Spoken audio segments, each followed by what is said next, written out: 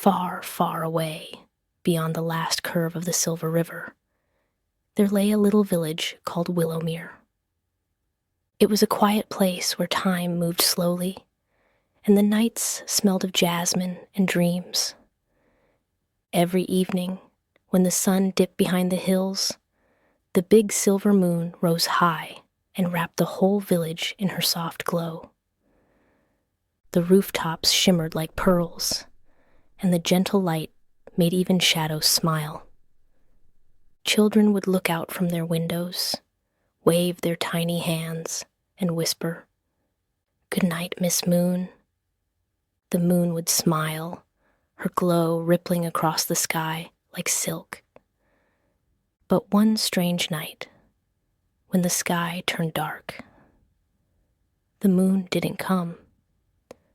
The stars blinked nervously, wondering why their queen was missing.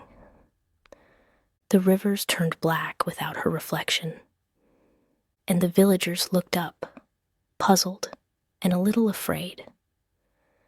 Something had gone wrong in the heavens. High above, behind a curtain of thin clouds, the moon sat quietly on a puff of mist. Her glow had faded. Her silver dress had turned gray. She looked at her reflection in a passing cloud and whispered sadly, "Oh dear, where has my light gone?" She rubbed her cheeks, hummed her favorite moon song, even tried to borrow a sparkle from the stars. But nothing helped. A small golden star named Twinkle fluttered closer. "Miss Moon," said Twinkle softly, "why do you hide tonight?" "I've lost my light," sighed the moon. "I can't shine anymore. How can I face the world like this?" Twinkle circled her gently and said, "Maybe someone down below can help you find it. The earth listens to everyone, even the stars." The moon thought for a while and smiled faintly. "You may be right, little one. Perhaps love will find what I've lost." Down below, deep in the whispering forest, a young fox named Luma lifted his head. The forest was darker than he had ever seen it. The fireflies glowed dimly, the river didn't sparkle, and even the night owls seemed quiet. "The moonlight is gone," he whispered, his fur glowing faintly in starlight. He missed her light. It always helped him find his way home. He looked at the empty sky and said softly, "If the moon is lost, then I'll go find her light myself." So, with courage shining brighter than any lantern, the little fox began his journey. Luma trotted through meadows wet with dew until he reached the river of reflections. The river was calm, but its surface looked dark, like melted ink. River, river, flowing bright. Have you seen the moon's lost light? The river rippled softly and replied in a voice like music, "Not here, little fox. I've seen no light tonight. But follow my flow. It leads toward the mountains where dreams go to rest." "Thank you," said Luma, bowing politely. He began following the silver path of the river, his paws splashing softly, his heart filled with hope. As dawn shimmered behind distant hills, Luma reached the Mountain of Whispers. He climbed higher and higher until his paws touched the clouds.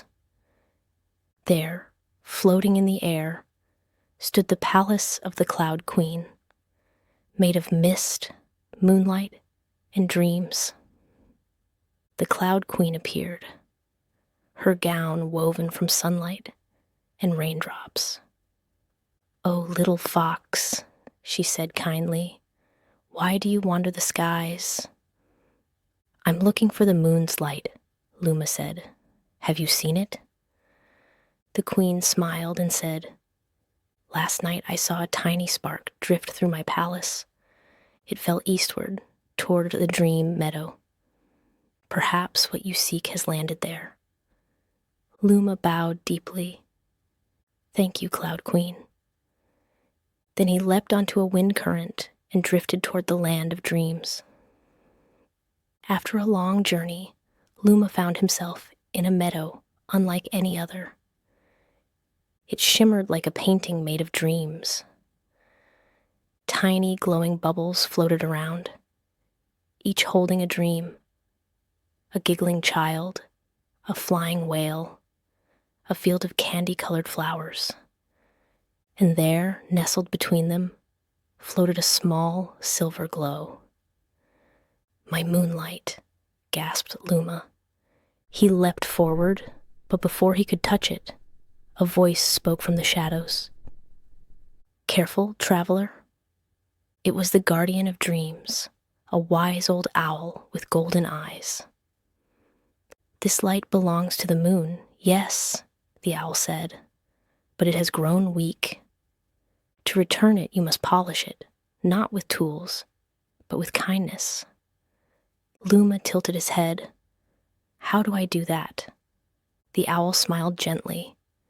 Give it one act of true love, and it will shine again. Luma sat quietly for a while, watching the silver glow flicker weakly in his paws.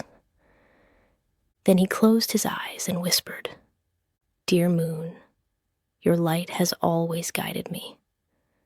Tonight, I'll guide you. He wrapped the faint light close to his chest and breathed warmth into it. His love, his courage, his promise to never give up. Slowly, the glow brightened. First silver, then white, then dazzling gold. It filled the meadow with soft warmth, like the very heart of the night had started to beat again. The owl nodded proudly. Now, little fox, return it to the sky. Luma climbed to the top of the tallest cliff, where the wind danced freely. He looked up and called, Miss Moon, I found your light. The clouds parted, and Miss Moon appeared, dim and trembling. Oh, Luma, she whispered, you really found it? With all his strength, the fox tossed the glowing light high into the sky.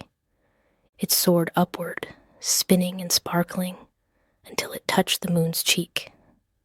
Then, whoosh, her light returned, flooding the sky in a wave of silver brilliance.